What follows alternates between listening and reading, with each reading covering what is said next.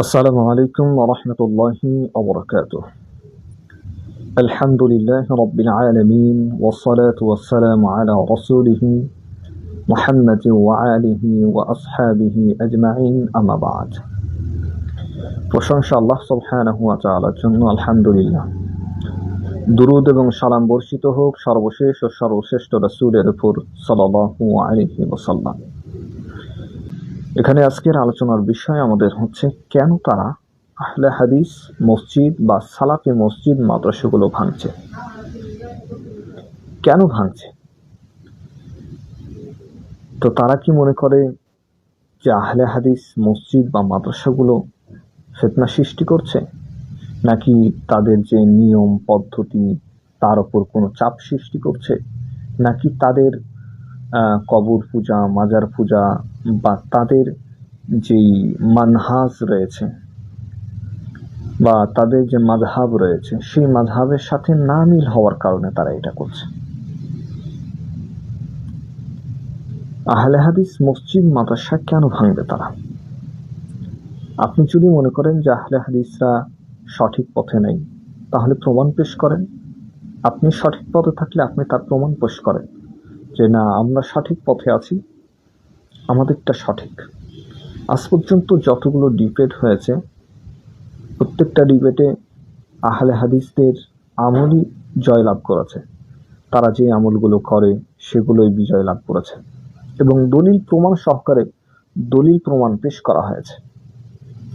কিন্তু আজ পর্যন্ত কোন হানাফি তাদের যে সাধারণত যে আমলগুলো নিয়ে দ্বন্দ্ব সেগুলো তো প্রমাণ করতে পারে না।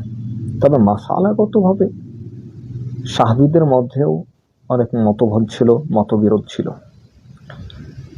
আগে আহলে হাদিস বাংলাদেশে যতটা ছিল তার থেকে এখন অনেক গুণ বেশি, অনেক বেশি রয়েছে আহলে হাদিস। কেন তারা আহলে হাদিস হচ্ছে, দলে দলে আসছে, মানুষ বুঝছে যে আহলে হাদিসরা সঠিক পথে রয়েছে। এর কারণে তারা আহলে হাদিসের আকীদা বা মানহাজ বা সালাফি আকীদা তারা গ্রহণ করছে।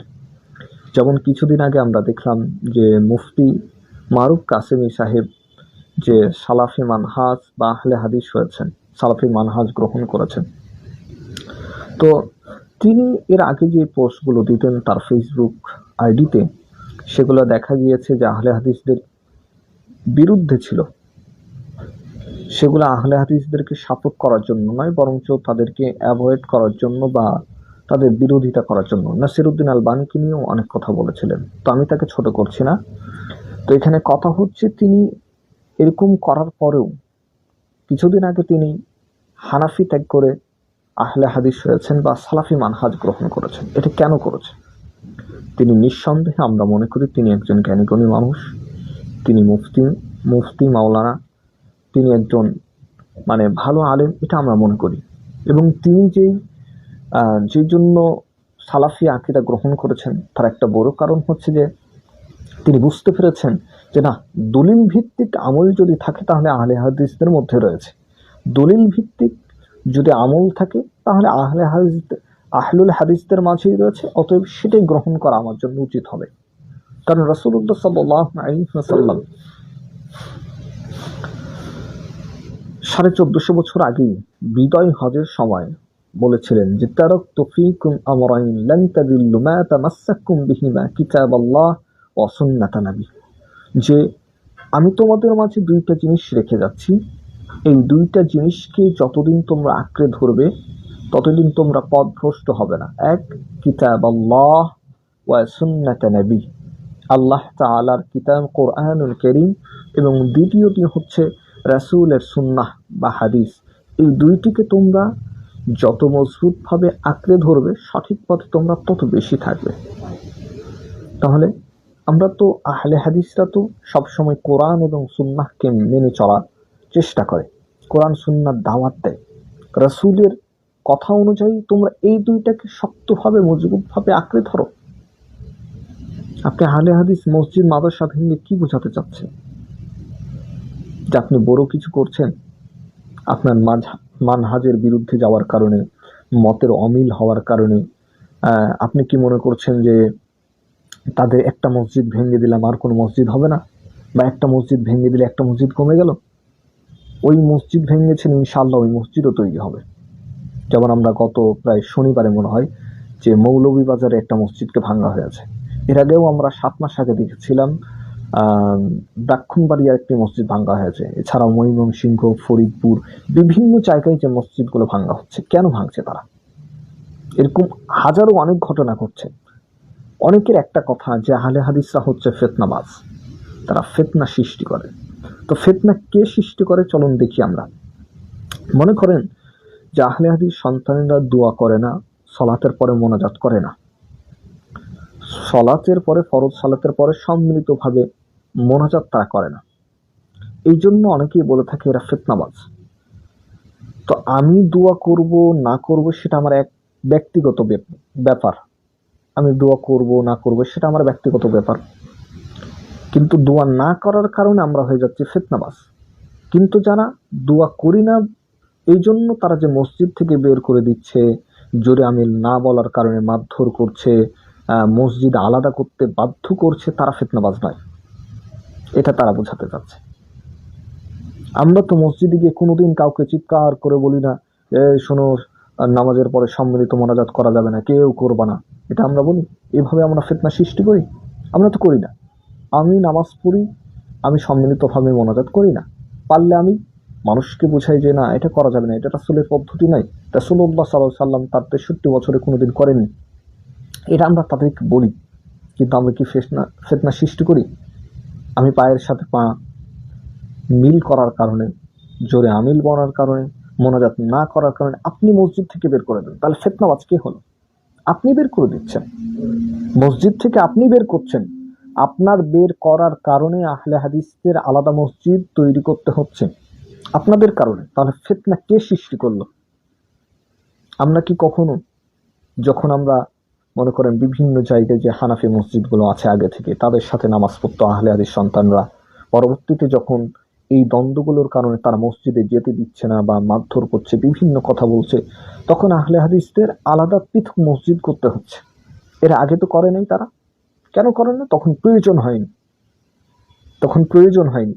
কিন্তু যখন আপনারা বাধা দিচ্ছেন, তাদের আমলগুলো করতে দিচ্ছেন না, আপনারাই ফিতনা সৃষ্টি করছেন, তখন আমাদের আহলে হাদিসদের মসজিদগুলো আলাদা করতে হচ্ছে।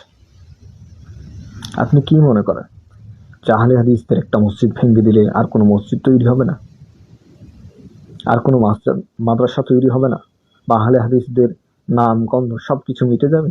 এটা আপনার ভুল ধারণা। একটা মসজিদ ভাঙবেন, হাজারো মসজিদ তৈরি হবে ইনশাআল্লাহ।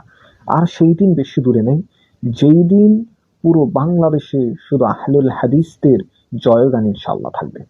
কোরআন সুন্নাহ, মানুষ কোরআন সুন্নাহ মানবে ইনশাআল্লাহ, সেই দিন বেশি দূরে নেই।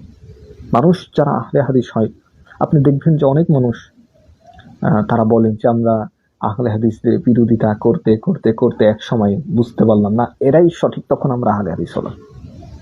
এমন নজির খুবই কম আছে, বা আমার জানা নাই যে কোনো আহলে হাদিস ঘরের সন্তান জেনে বুঝে হানাফি হয়েছে, এরকম আমার জানা নেই। তবে অনেক হানাফি আছে যারা জেনে বুঝে সজ্ঞানী, তারা যখন বুঝতে পারলো যে না আহলে হাদিসটা কোরআন হাদিসের নিকটবর্তী সব থেকে বেশি, আহলে হাদিসরা কোরআন হাদিসের সব থেকে বেশি নিকটবর্তী, তখন তারা আহলে হাদিস হয়েছে। এরকম হাজারো নজির রয়েছে, অনেক নজির রয়েছে। তার নজিরটা একটু আগেই দিলাম যে মুফতি মাহরুফ কাসিমি সাহেব, তিনি জেনে বুঝে, তিনি একজন মুফতি সাহেব, তিনি হানাফিতে পড়ালেখা করেছেন, হানাফি ঘরের সন্তান, ছোট থেকেই গড়ে উঠেছেন হানাফি ঘরে, অথচ তিনি জেনে বুঝে আহলে হাদিস হয়েছেন। আমরা তো তাকে জোর করে করিনি, আহলে হাদিস করেছি জোর করে। আপনাদেরটাও আপনারা প্রচার করছে, আমাদেরটাও আমরা প্রচার করছি। আমাদের এখানে দ্বন্দ্ব থাকবে কেন? বা এই যে মাসআলাগত দ্বন্দ্ব, এর জন্য আপনি মসজিদ মাদ্রাসা ভাঙবেন কেন? মসজিদ কি আল্লাহর ঘর নয়?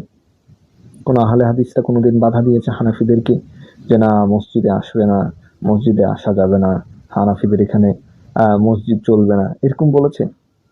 আমরা চাই সবাই একসাথে আমরা বাংলাদেশে মিলেমিশে থাকি। সাহাবীদের মধ্যেও অনেক মাসালাগতভাবে দ্বন্দ্ব ছিল, মতভেদ ছিল, তার মানে তারা মারামারি করেছে, তার মানে তারা একে অপরকে বলেছে তুমি ভালো না, বা তোমার আমল বাতিল, তোমার এটা ওটা এভাবে বলেছেন এমনটা তো নজির পাওয়া যায় না, বা আমাদের অতীত যুগের যারা ছিল তাদের মধ্যে পাওয়া যায় না। কিন্তু বর্তমান সময় যে আমরা এটা কেন করছি, যে আমরা মারধর করা এটা ওটা, মাসালাগতভাবে দ্বন্দ্ব অনেক থাকতে পারে। যদি আপনি প্রমাণ দিতে পারেন অবশ্যই আপনারটা আমি গ্রহণ করব, অথবা আমি যদি প্রমাণ দিতে পারি আপনার উচিত যে আমি যে দলিল বা প্রমাণ দিয়েছি সেই দলিল প্রমাণ অনুযায়ী আপনার আমাদেরটা গ্রহণ করা প্রয়োজন, এটা হওয়া উচিত। আর যদি মনে করেন যে দুটাই আছে, তাহলে আপনার যেটা খুশি, যেটা উত্তম মনে হয়, ভালো মনে হয় সেটা করেন। এখানে তো দ্বন্দ্বের কিছু নেই। আপনি এই জন্য মসজিদ মাদ্রাসাগুলো ভেঙে দিবেন, এটা তো অবশ্যই উচিত নয়।